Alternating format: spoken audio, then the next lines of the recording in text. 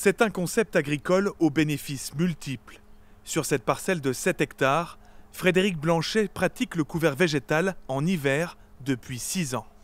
On est sur un couvert végétal à vocation fourrage pour les animaux et c'est implanté de blé, de fèves, de vesses.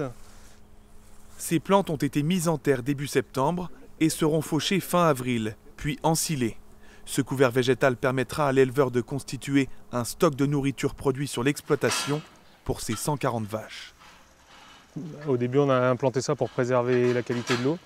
Et aujourd'hui, on s'est rendu compte que on arrivait à sécuriser nos fourrages à cause des sécheresses successives.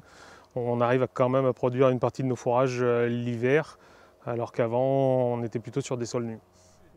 Des cultures intermédiaires plutôt que des sols nus. Objectif, restaurer l'état physique et biologique des terres.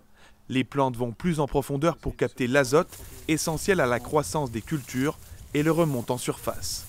Le bénéfice essentiel des couverts, que ce soit à vocation fourragère ou autre, c'est de couvrir le sol et de limiter les pertes d'azote via les nappes phréatiques. Donc en Charente-Maritime, on a un enjeu fort sur la qualité de l'eau.